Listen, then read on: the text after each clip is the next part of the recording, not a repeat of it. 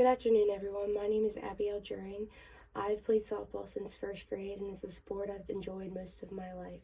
If not all of you, most of you have probably played softball, whether that be in a gym class or at a social gathering. Your teacher makes it seem really simple, but in reality, it's a very strategic game with a lot of rules and regulations. There are also a lot of set of rules, which include the NCAA, USSSA, USA, and NFHS.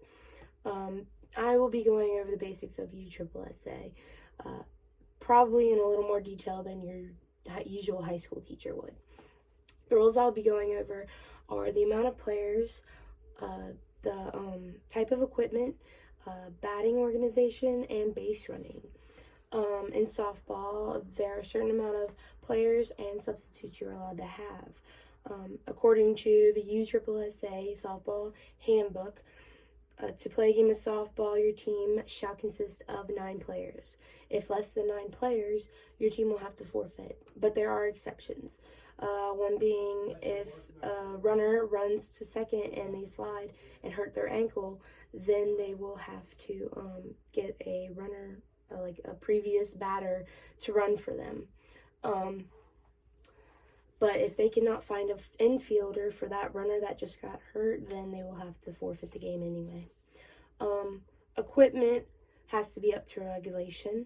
It helps prevent injuries, and it sets like safety rules for the game.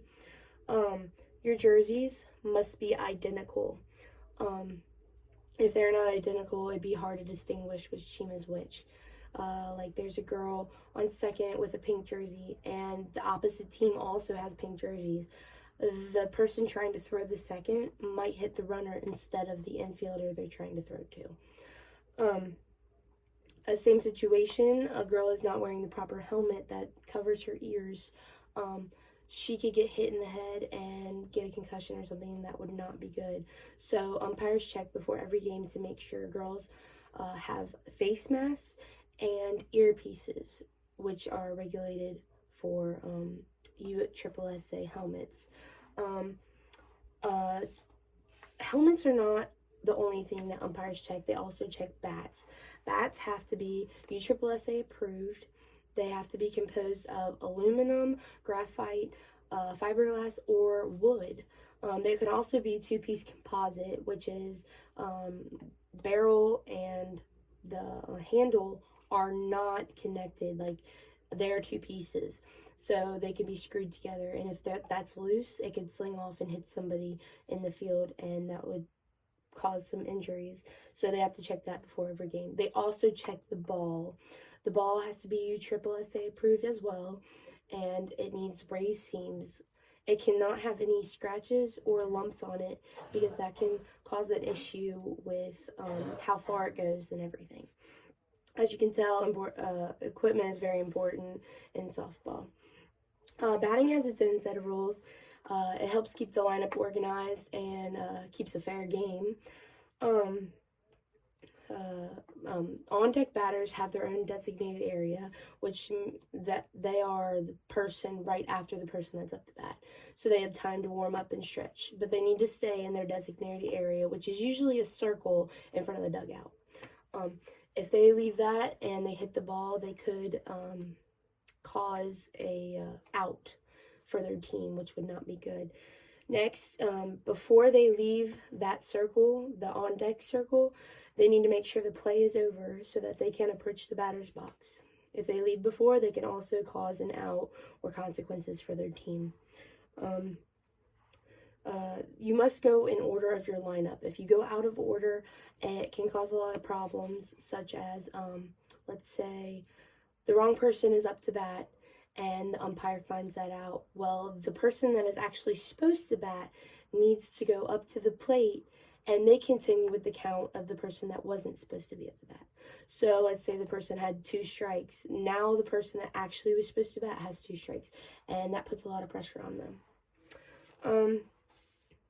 Base running. Let's say you get a hit and you're on base. Stealing is allowed in USSSA rules. But if you leave the bag before the ball leaves the pitcher's hands, you will be called out.